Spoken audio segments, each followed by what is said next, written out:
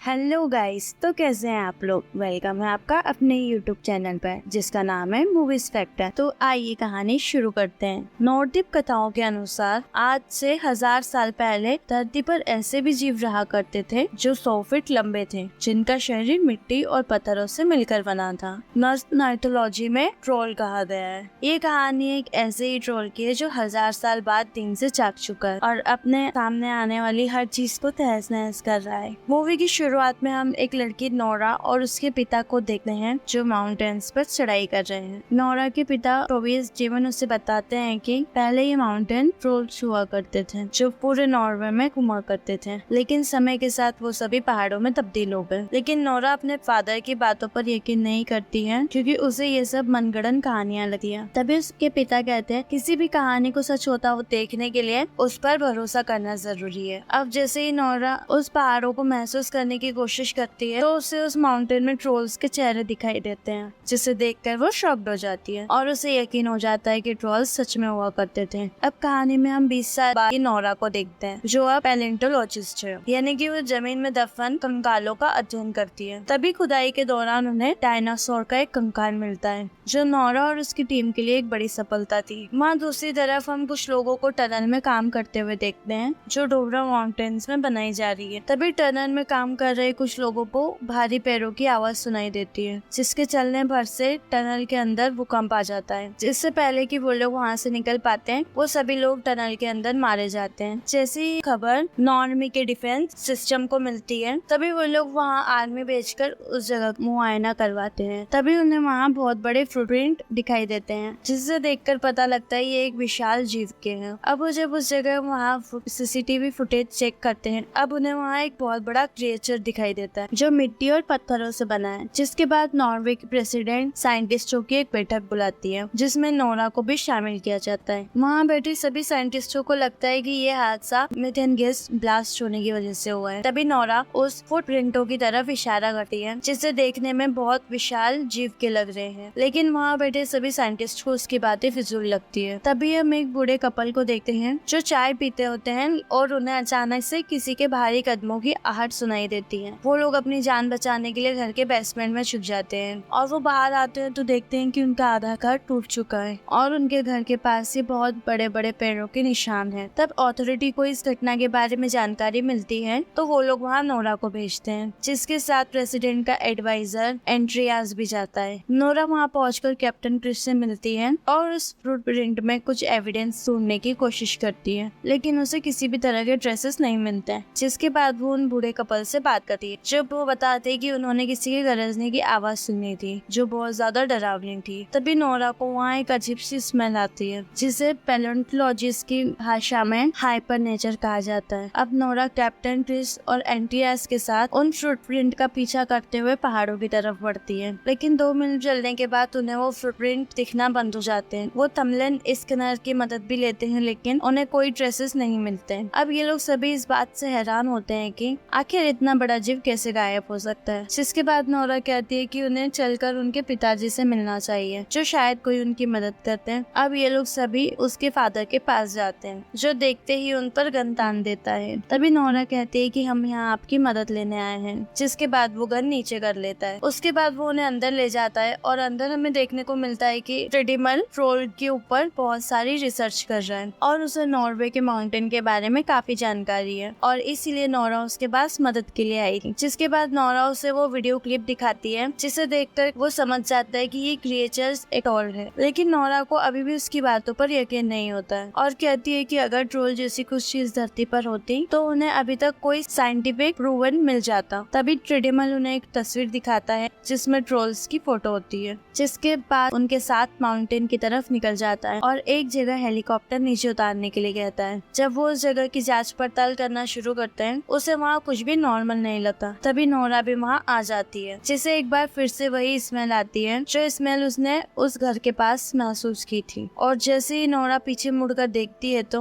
वही ट्रोल होता है जो पत्थरों की शेप में छुपा हुआ था। उससे पहले कि ये ट्रोल उन पर हमला करता ये लोग अपनी जान बचाकर वहाँ से भागने लगते हैं और जल्दी से चॉपर में जाकर बैठ जाते हैं। अब नोरा इस क्रिएचर की लाइव फुटेज अथॉरिटी को भेज देती है जिससे देखकर सबकी सब शॉक्ड हो जाते हैं और प्रेसिडेंट को लगता है ये ट्रोल इंसानों के लिए खतरा बन सकता है, इसलिए वो मिलिट्री ऑपरेशन करके उसे मारने का ऑर्डर दे देती है। लेकिन नोरा चाहती है कि उसे इस ट्रोल पर थोड़ी रिसर्च करने की जरूरत है, उसे इतनी जल्दी फैसला नहीं लेना चाहिए। लेकिन कोई भी उसकी बात नहीं सुनता, जिसके बाद कैप्टन क्रिश उस ट्रोल को मारने के लिए आर्मी लेकर निकल पड़ता है। तभी नोरा उसके पास आती है और क्रिश से उसे अपने साथ ले जाने के लिए रिक्वेस्ट करती है। नोरा की काफी रिक्वेस्ट करने के बाद कैप्टन उसे अपने साथ ले जाने के लिए राजी हो जाता है। अब मिलिट्री इस मिशन को अंजाम देने के लिए उस जगह पर पहुंच जाती है जहां लास्ट बार ट्रोल को देखा गया था, जिसके बाद सभी सोल्जर अपनी अपनी पोजीशन ले लेते हैं। तभी कैप्टन देखता है कि ट्रोल वहां आ चुका है, जिसे देखकर सभी लोग उस पर हमला करना शुरू कर देते हैं। लेकिन बड़ी बड़ी तोपें भी उसका कुछ नहीं बिगाड़ पाती। अब हमला करने की वजह से ये ट्रोल उन पर भड़क जाता है और सामने आने वाली हर चीज को तबाह कर देता है, जिसके बाद सभी लोग अपनी जान बचाकर वहाँ से भागने लगते और जिसके बाद वो एक सोल्जर को पकड़कर जिंदा ही खा लेता है। तभी हम टिडेमल को देखते हैं कि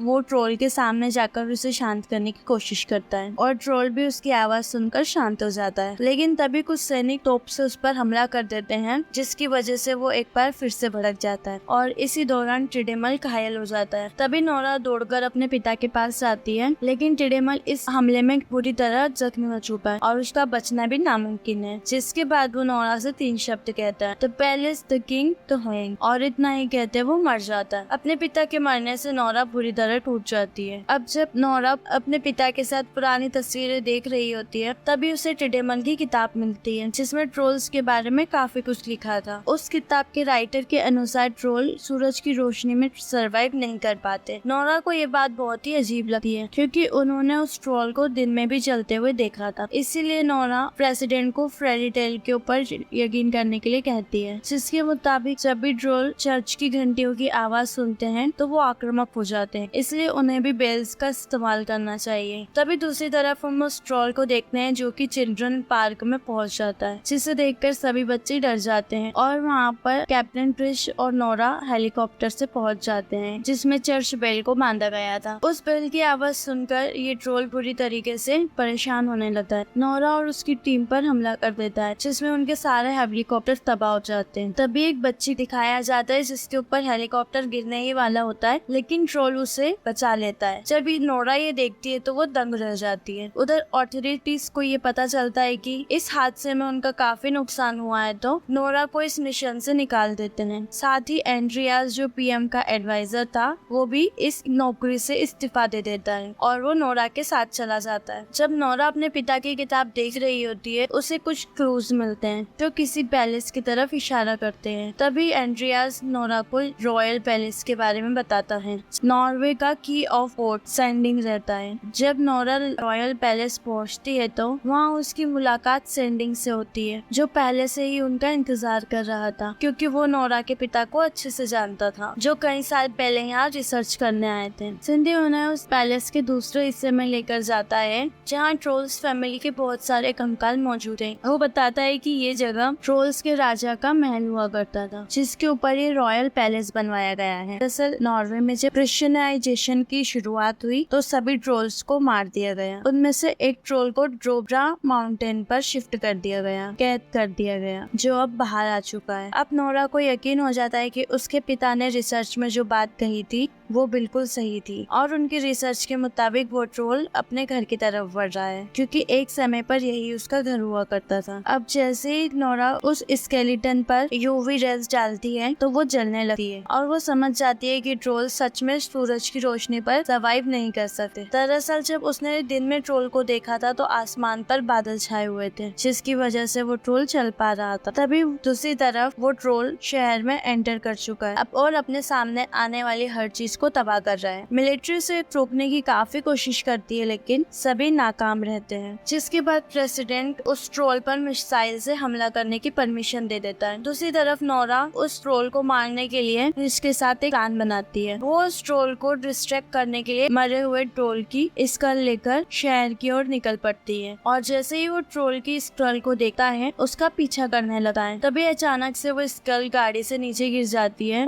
जिसे ट्रोल उठा लेता है और उसे उस स्कल को देखकर वो बहुत दुखी होता है और दर्द से चिल्लाने लगता है। तभी उसके हाथ से वो स्कल गिरकर टूट जाती है और वो गुस्से में नोरा को मारने के लिए उसका पीछा करने लगता है। अब नोरा और एंड्रियास बचकर उस जगह पर पहुंच जाते हैं जहाँ कैप्टन क्रिश ने बहुत बड़ी बड़ी यूवी लाइट्स को लगा के रखा है ताकि वो ट्रोल को अपने जाल में फंसाकर उसे मार सके। तभी आर्मी भी मिसाइल से हमला करने के लिए उस जगह पर पहुंच जाती है, लेकिन जब वो यहाँ देखते हैं कि यहाँ सिविलियंस है तो वो इस मिशन को अवॉइड करने की करते हैं। जिसके बाद कैप्टन उन सभी यूवी लाइट्स को ऑन कर देता है, जिसके ऑन होते ही ट्रोल की स्किन जलने लगती है और वो दर्द से चिल्लाने लगता है। उसे तड़पता देख सभी लोग बहुत खुश होते हैं, लेकिन नोरा से उसका दर्द नहीं देखा जाता और इसीलिए वो सभी यूवी लाइट्स को बंद कर देती है और ट्रोल को यहाँ से जाने के लिए कहती है। नोरा कहती है तुम माउंटेन्स में जाकर छिप जाओ जहाँ तुम सेफ हो, तुम्हें हम कोई भी नुकसान नहीं पहुँचाएंगे। ट्रोल वहाँ से जाने ही वाला होता है तभी वहाँ सूर्य आ जाता है और जैसे ही सनलाइट ट्रोल के ऊपर पड़ती है वो दर्द से चिल्लाने लगता है और देखते ही देखते वो पत्थर में तब्दील हो जाता है और वो मर जाता है। उसे मरता देख नोरा को बिल्कुल भी अच्छा नहीं लगा। तभी वहाँ पीएम और बाकी लोग भी आ जाते हैं जो नोरा को शुक्रिया कहते हैं। अब मूवी के लास्ट में उस टनल को दिखाया जाता है, जिसके बाद एक बार फिर से ट्रोल की आवाज सुनाई देती है। मतलब इस धरती पर अभी और भी ट्रोल मौजूद हैं और इसी के साथ ये कहानी खत्म हो जाती है। और ये थी कहानी ट्रोल मूवी की और आप जरूर बताइएगा कि आपको ये कहानी कैसी लगी।